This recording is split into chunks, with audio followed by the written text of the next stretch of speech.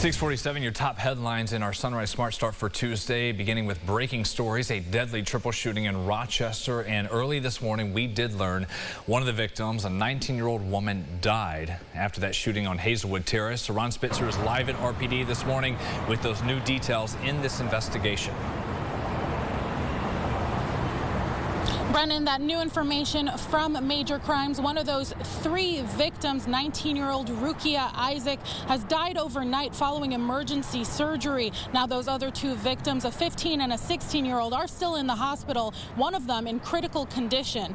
The gunfire happened at around 5 p.m. at Hazelwood Terrace and Denver Street. Police say the victims were walking down the sidewalk when the shooter or shooters opened fire. RPD is still trying to determine if the three victims were the intended targets. Senseless violence, it's unnecessary. This community, it's a great community, and the violence that we do deal with is a very small portion of the city. And this is not a reflection on the actual city itself. So the senseless violence, it's completely unnecessary. Investigators asked that anyone in the Beechwood neighborhood where this happened, if they have any video or other information, please reach out to the homicide unit. Reporting from Rochester, Ron Spitzer, News 8. Ron, thank you. We will have all the updates coming up midday News 8 at noon and online throughout the morning on this triple shooting at rochesterfirst.com. To the sentencing in federal court in Syracuse for Patrick Dye, a native of Pittsford and ex-Cornell student who made anti-Semitic threats at his campus peers. He will serve 21 months in prison. Dye previously pleaded guilty to making violent anti-Semitic threats online. He admitted to posting these various very graphic messages against Jewish people, including one calling for the deaths of every Jewish person. In court Monday, the judge declared Dye's threats a hate crime, adding his behavior caused significant disruptions to campus life and targeted people of a certain religion, elevating the range for how many years in prison could be appropriate. The 21 months he got is much more than his public defender asked for. She was hoping for 10 months in jail would be enough, on top of mental health treatment he's received, and they do plan to appeal. Patrick is really not the person that put those posts up there. That doesn't really define who he is. He's just a kind, loving, childlike person who needs more support than he was able to get because he had never been diagnosed with his autism. After serving his time, Dye's online communications will be watched on probation for 3 years. In our continuing coverage, Angel Voss, the longtime girlfriend of the man who did admit to raping and killing child teen Brittany Drexel years ago, was scheduled to enter a guilty plea yesterday, but that has been pushed back for her. We're told Voss discovered her sentencing could end up being 8 years per count versus the 5 she expected. She asked for another 10 days to weigh the decision, considering whether she still wants to move forward with the plea agreement or go to trial. Voss was indicted in March for lying to the FBI regarding the disappearance of the teen as Brittany Drexel was on spring break in Myrtle Beach, 2009. Her killer, confessed killer, Raymond Moody, is already serving a life sentence. The two sisters charged in connection to a fire that killed a little boy in Rochester last month appeared in court Monday for a preliminary hearing. Tia Kayla Hendricks and Takeda Hendricks are both charged with arson and murder. Police say the two sisters started that fire at the porch of a home on Portland Avenue early one morning in late July. Malachi Stovall, 5 years old, was trapped on the second floor until first responders could try to get to him. He did go to the hospital where he died 3 days after that fire. A Rochester woman has been arrested in a disturbing case, accused of hiding her boyfriend's body and collecting his Social Security benefits. 63-year-old Wendy Stone lived with her boyfriend Kenneth Chrisman when he died in late December 2022. Authorities say Stone didn't tell anyone about Chrisman's death. Instead, they add she moved his body to the basement of the home, put it in a plastic recycling bin, and then poured bleach on the body to hide the smell. Prior to his death, Chrisman asked for a replacement debit card for his SS benefits. The card was activated days after his death. The prosecution says Stone stole nearly $8,000 worth of benefits from Chrisman's account between January and September last year. She is charged with theft of government funding, aggravated identity theft, and making false statements to obtain Social Security benefits. Happening today in the Finger Lakes is the sentencing for the man found guilty of trying to kill someone in Geneva twice last year. Prosecutors say Jerry Lovett Jr., pictured there, shot a man in January 23 trying to kill him. They say a few months after that, he hired someone he thought was a hitman to carry out the murder plot to prevent the victim from testifying against him. Lovett faces decades, 75 years to life in prison. His sentencing coming up at 10 this morning.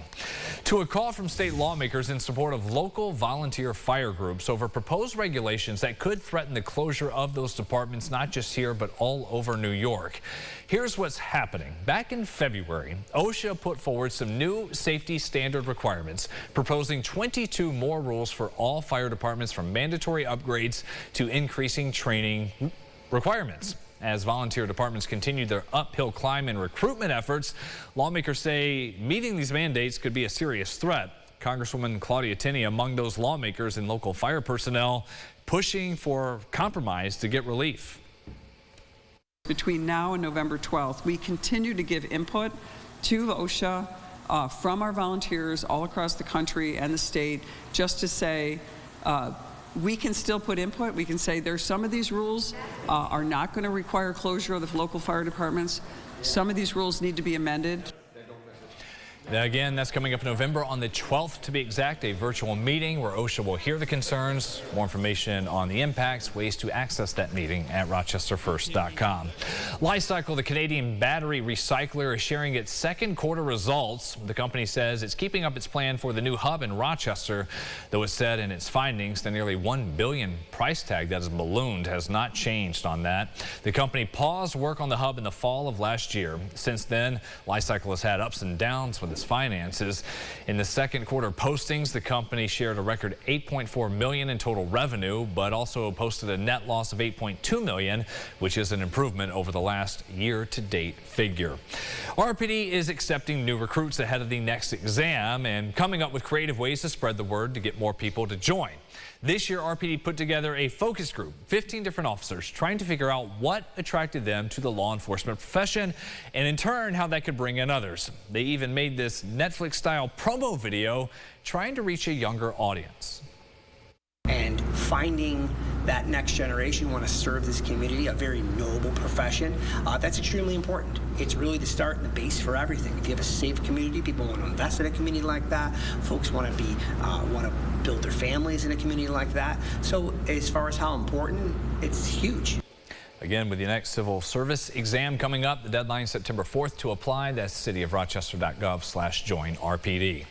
Organizers for the Fringe Festival in Rochester need volunteers. They're looking for outgoing people to be ushers, scan tickets, help with more, including production activities. For every 8 hours you are a volunteer, you get a free ticket to a Fringe show, and they've got a lot going on as the festival runs from September 10th through the 21st. You can check out their website, rochesterfringe.com, for more information.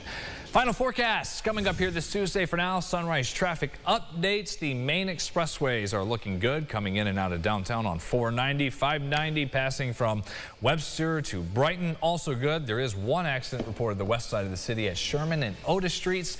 We'll bring you another Tuesday morning rush hour commute update at 7:25. James, forecast headed out. Not bad. Yeah, a few clouds out there, but pretty comfortable. Nice Tuesday morning. Calm, no rain, dry roads for you. Temperatures near 80 today. We'll go low 80s both Wednesday and Thursday.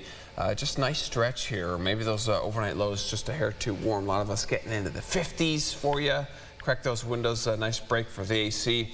And then here we go. Friday night, it looks like some storms start to work their way through, and then we'll call for storms both Saturday and Sunday. We will have updates on that. All your headlines coming up 7:25. CBS Mornings up next.